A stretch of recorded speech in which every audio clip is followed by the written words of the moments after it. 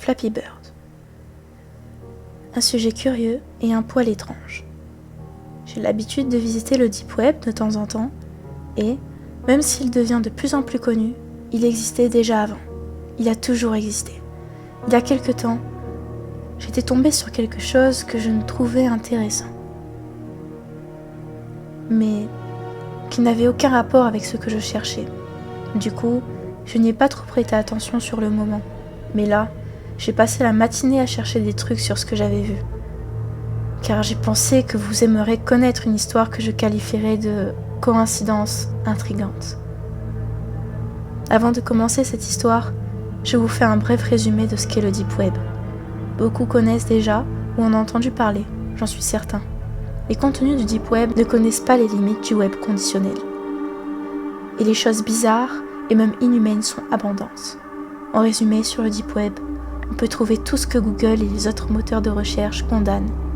Et ça, pour une bonne raison, le contenu du Deep Web étant généralement illégal. Pour naviguer sur le Deep Web, vous avez besoin d'un navigateur spécifique, mais ce que la majorité des personnes ne sait pas, c'est que le Deep Web possède plusieurs niveaux de profondeur. Et même certains logiciels conçus spécifiquement pour la navigation sur le Deep Web ne sont pas capables d'atteindre ces niveaux. Ce dont je veux parler, c'est du niveau le plus profond du Deep Web, le Mariana's Web. À côté de Mariana, le Deep Web, ce n'est que le sommet de l'iceberg. Beaucoup pensent avoir eu accès à des informations privées et bizarres sur le Deep Web, mais la vérité est que la majorité des choses qu'ils ont vues sont des fakes.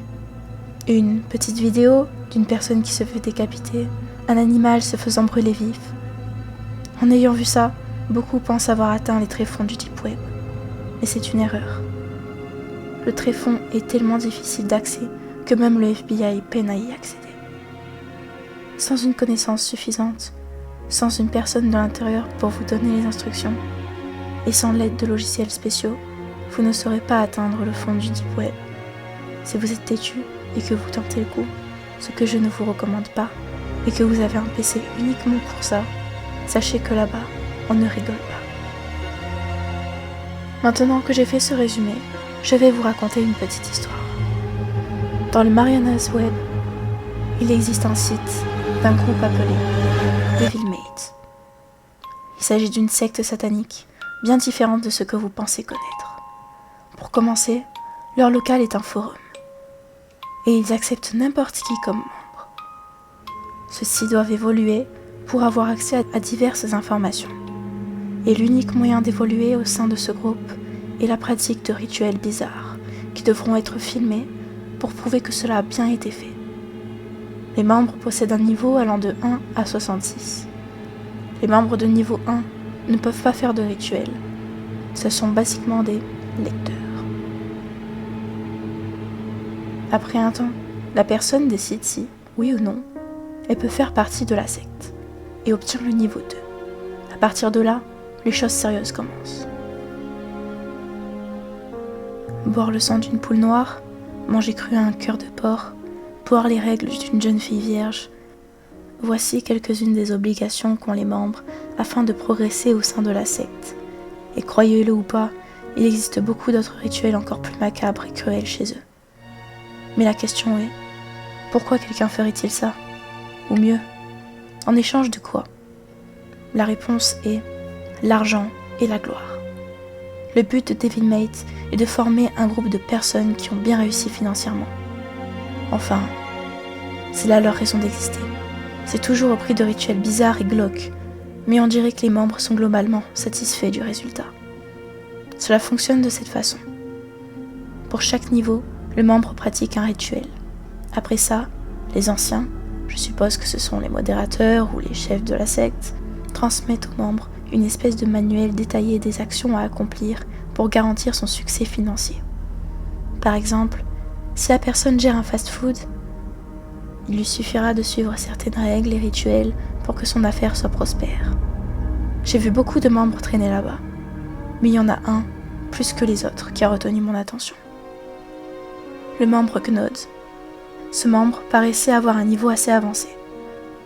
Sur un post du forum, Gnod avait reçu une tâche finale pour atteindre le premier niveau de prospérité. Il avait déjà dû accomplir d'autres tâches avant, mais avec celle-ci, il passerait au niveau 27. Et il semble que c'est à ce niveau-là que les choses commencent à vraiment avancer. Après avoir accompli cette tâche, il avait reçu la liste de ce qu'il devait faire pour atteindre le succès. Ces instructions sont cryptées et ne peuvent être lues qu'avec l'aide d'une clé spécialement conçue par les Devilmates. Seuls les membres de confiance y ont accès.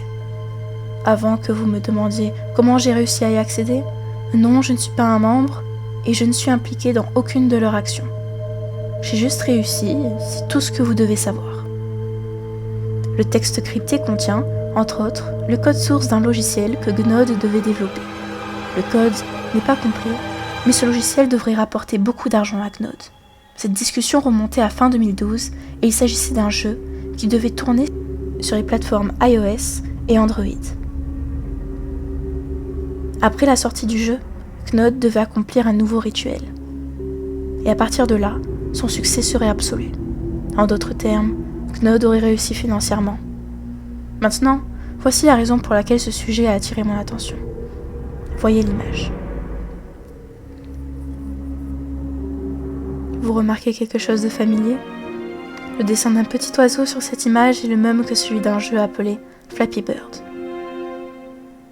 Le jeu a été un franc succès et son créateur a gagné énormément d'argent. Et on gagne toujours, grâce à lui. Et aussi fou que cela puisse paraître, sans motif, cause ou raison communiquée, le développeur a décidé de publier sur son compte Twitter que le jeu allait être retiré de la vente. Il donne aucune raison, juste « je ne peux pas le supporter ». Les coïncidences sont nombreuses. Les instructions sur le forum des Devilmates incluent le sprite de Flappy Bird bien longtemps avant la sortie du jeu.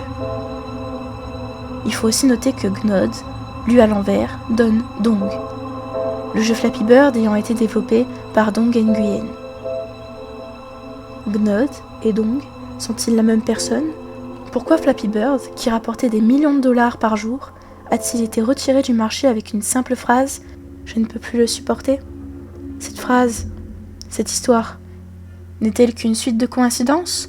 Ou y a-t-il quelque chose de louche derrière tout ça ? Pensez ce que vous voulez, je ne fais que des suppositions. Mais si tout ceci a un lien, on peut se demander ce qui serait arrivé si Gnod était allé jusqu'au bout de son entreprise.